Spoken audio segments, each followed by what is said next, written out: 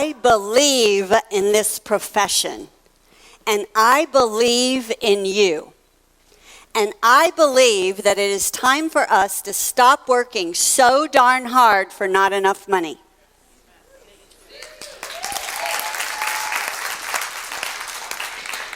You have a good and generous heart, and it's time for us to reshape our businesses so that you can be paid a handsome wage for being the heart and the hero to those that are hurting. As Sean was mentioning, we've been planning this for over a year, and when we were designing this event, we made a conscious choice to make it different from those other therapy conferences that we all go to. We wanted to make it cozy and comfortable so that we could spend these 3 days focusing on you and your business. Although I do like the exhibit halls at those large events, you know, where you go booth to booth and see all that cool stuff for sale. I did that once. Maybe you've heard me tell this story. I got a booth at one of those large therapy conferences, and when we were setting up the table, Bob and I were so excited. We had our flyers and our practice building CDs, and I had this giant banner made, and it said, "Be a wealthy therapist, private practice, and a big fat bank account. Yes, you can." And it had this giant picture of me on it. If you ever decide to make a banner like that, do not do that. You will change your hairstyle the very next day, I promise you. Where was I? Oh yeah, be a wealthy therapist. And on this side of us was the Alcohol Recovery Center. And on this side of us was the Eating Disorder Recovery Center. And there we were in the middle. Be a wealthy therapist.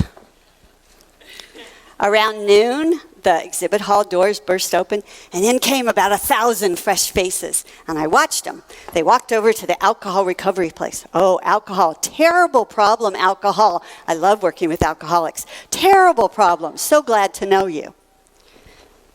And then they came to our booth, and I was ready.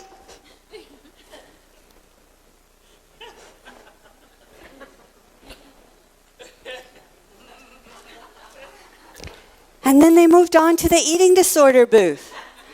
Eating disorders, yeah, that's difficult. Eating disorders, yeah, good to know that you're there. I did find it ironic that they were giving away chocolate kisses at the eating disorder booth. But I get it. I get their total disbelief. Therapists are among the lowest paid healthcare providers in the world. That is not okay with me. We go through between 2 and 6 years of graduate education, an untold amount of hours of indentured servitude as we gain hours toward licensure. We work on very difficult cases, everything from homeless schizophrenics to acting out teens, to my personal favorite, narcissistically involved couples. Seriously, you save relationships. You heal lifelong hurts. And you help people who have lost their way to find hope and meaning and purpose. And you do all that risking burnout, which we lovingly call compassion fatigue. To me, among the lowest paid, that is not okay with me.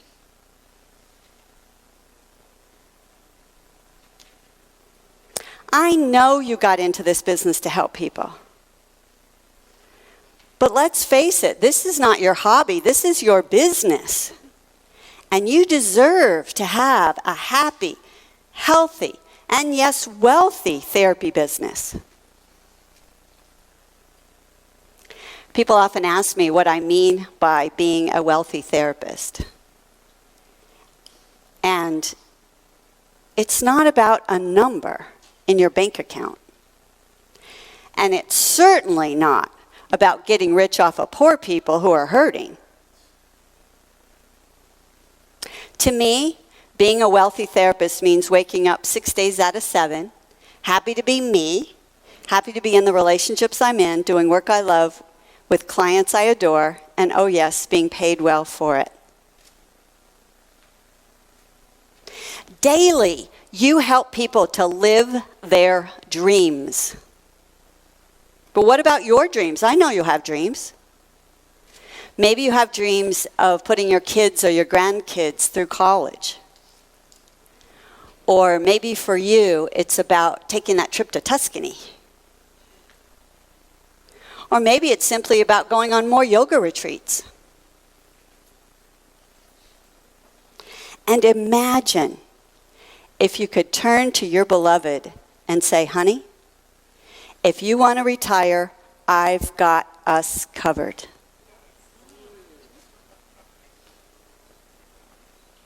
At the end of your life, when you look back, will you have done the things that you want to do? That is the vision I hold for you. That is what it means to be a wealthy therapist. It's about having this amazing life that is available to us because we are sustained by a financially comfortable practice. That is the wealthy therapist journey. And this event is part of that journey. It's not the end. We're not going to be done with the journey in 3 days. And for some of you, this is just the start. But the fact that you have chosen to join me on this journey tells me a lot about you. It tells me that being poor, overworked, and potentially burned out is not okay with you either. It tells me that you are ready for more income, more impact, and more ease in running your therapy business. Are you ready for that? Please say yes if you are. Yes. Awesome. Okay. So let's take a look at a typical private practice journey. We start out as students, and we study between 100 and 400 types of therapy and interventions. Why? Because we want to help people. Right? So then we get licensed, and we open up our private practice doors, and suddenly we have bills to pay. And we realize that now we have to be paid for helping people. We have to ask for the money. And maybe some of you are good at that, but many therapists aren't. And I will tell you, and you've heard me say this before, that it is often easier for a therapist to take a complete sexual history from a total stranger rather than talk about our fees. You know it's true. Picture it in the consulting room.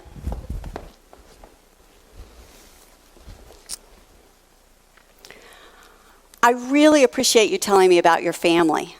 They sound so interesting. I really appreciate that. Now I'm going to ask you some sexual questions. Please don't get embarrassed. I hear these all the time. And at what age was your first sexual experience? Tell me more about that. Okay. Fine. And at what age did you start masturbating? Now, was that by yourself or were your cousins there? Okay. Were any of your mother's undergarments involved? Okay. I'm sorry, what did you ask? How much are my fees? How much do I charge? I'm sure whatever you could afford to pay would be fine. Can we get back to the sexual history now?